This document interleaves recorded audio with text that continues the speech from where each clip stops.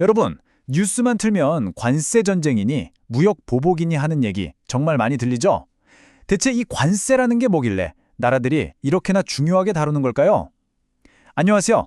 여러분의 경제길잡이, 경제학장 박사입니다. 오늘 저와 함께 이 관세의 효과 아주 속 시원하게 파헤쳐 보겠습니다. 많은 분들이 국제경제학, 특히 이 김인중 교수님 교재를 보면 머리부터 아프다고들 하시죠. 제가 그 마음 잘 압니다. 하지만 걱정 딱 붙들어 매세요.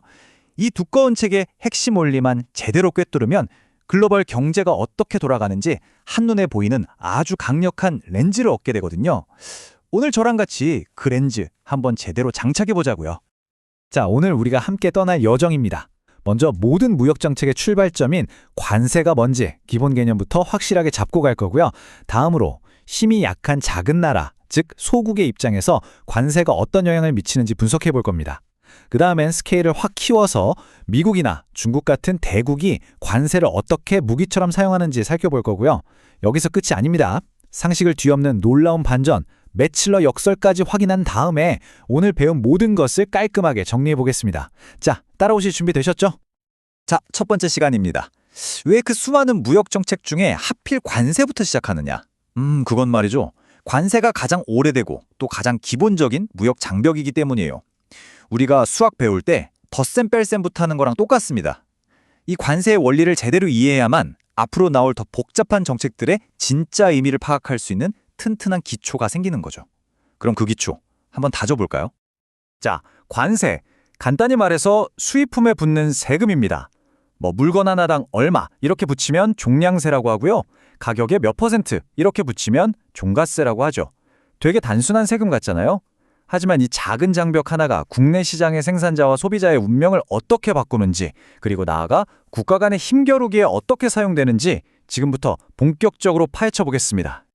자, 이제 본격적인 분석의 첫 단계, 소국 모형입니다.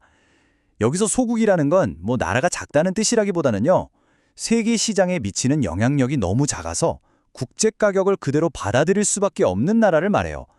경제학 용어로는 가격 수용자, 영어로는 프라이스 테이커라고 하죠. 이런 나라가 우리도 관세를 좀 붙여볼까 하고 결심하면 과연 어떤 일들이 벌어질까요? 네, 아주 좋은 질문이에요. 바로 그게 핵심이죠. 관세를 부과했을 때 과연 국내 생산자는 웃게 될까요? 아니면 울게 될까요? 우리 같은 소비자들은요? 그리고 나라 전체적으로 봤을 때 이게 과연 이득일까요? 손해일까요?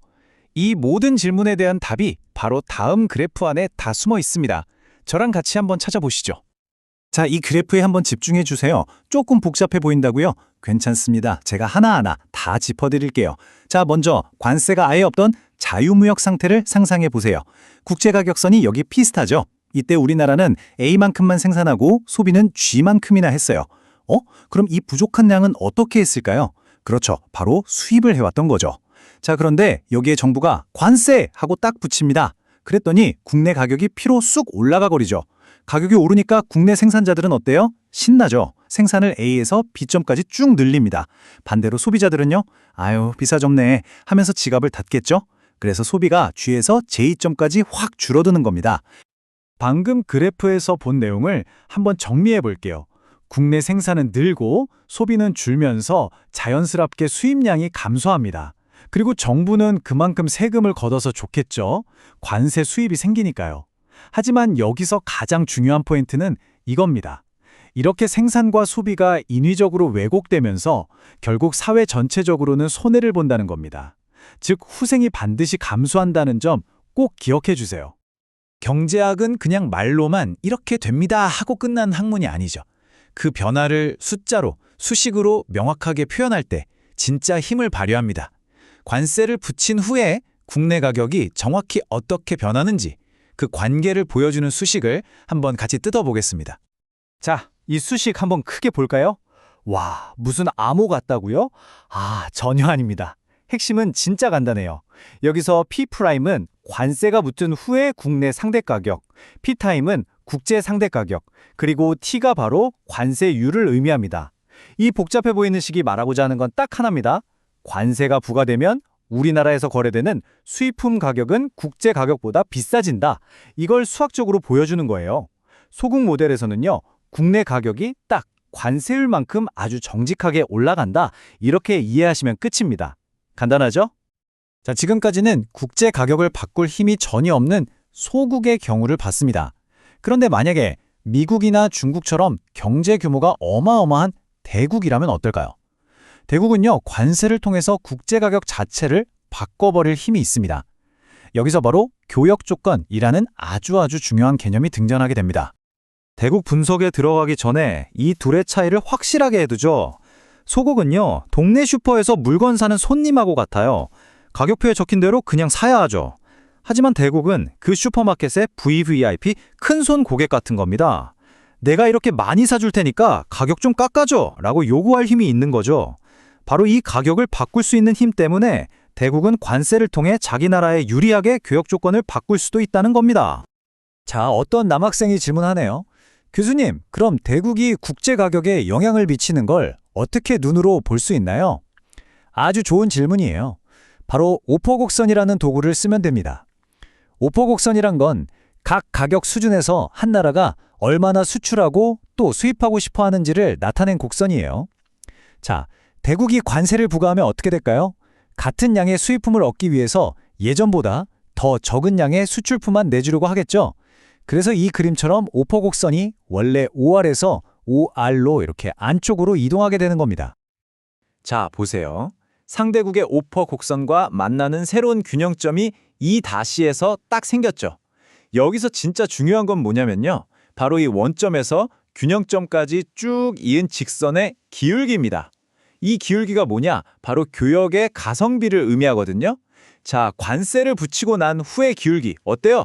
이전보다 훨씬 가팔라졌죠? 이게 무슨 뜻이냐면 우리가 수출품 하나를 줄 때 상대방한테서 더 많은 수입품을 받아낼 수 있게 됐다는 거예요. 와, 우리 장사 잘하게 된 거죠?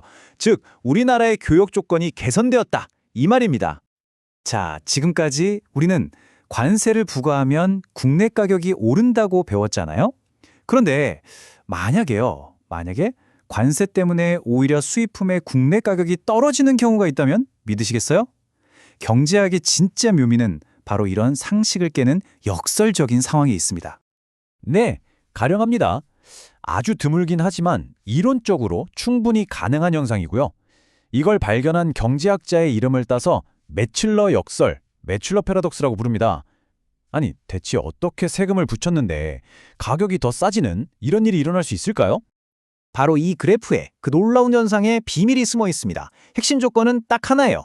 상대국의 오퍼곡선이 아주 그냥 극단적으로 비탄력적이어야 한다는 겁니다. 이게 무슨 말이냐면요. 쉽게 말해서 상대국이 우리나라에 물건 파는데 거의 목숨을 건 상황이라고 보시면 돼요.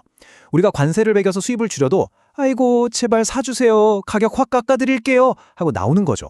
이때 국제 가격이 우리가 매긴 관세율보다 훨씬 더 큰 폭으로 폭락하면서 관세를 포함한 최종 국내 가격이 관세 붙이기 전보다 오히려 더 싸지는 진짜 말도 안 되는 현상이 벌어질 수 있다는 겁니다. 자, 이제 숨가쁘게 달려온 내용을 하나로 쫙 묶어서 정리할 시간입니다.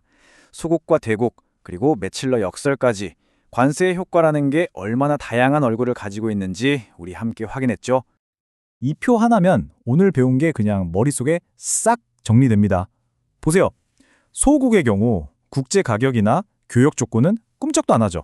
그냥 혼자 관세 내고 사회 후생은 무조건 손해를 봅니다. 하지만 대국은 어때요?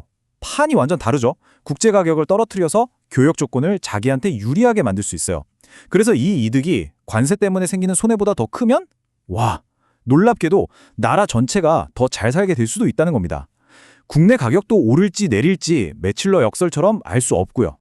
오늘 배운 내용들 처음엔 조금 복잡하게 느껴질 수 있습니다. 하지만 이 개념들을 제대로 내 것으로 만들고 나면요, 여러분은 복잡하게 얽힌 글로벌 무역의 세계를 꿰뚫어 볼 수 있는 아주 강력한 렌즈를 갖게 되는 겁니다.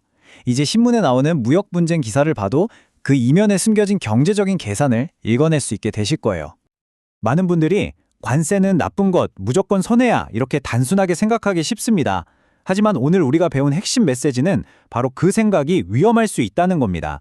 관세의 효과는 그 나라가 세계 시장에서 어떤 위치에 있는지, 즉 경제 규모에 따라서 약이 될 수도 독이 될 수도 있다는 거죠. 이 복잡성을 이해하는 것, 이게 바로 우리가 얻어야 할 가장 중요한 통찰입니다. 국제 경제학, 맞아요. 쉽지 않은 여정입니다. 하지만 오늘처럼 이렇게 한 걸음 한 걸음 원리를 파고들다 보면요.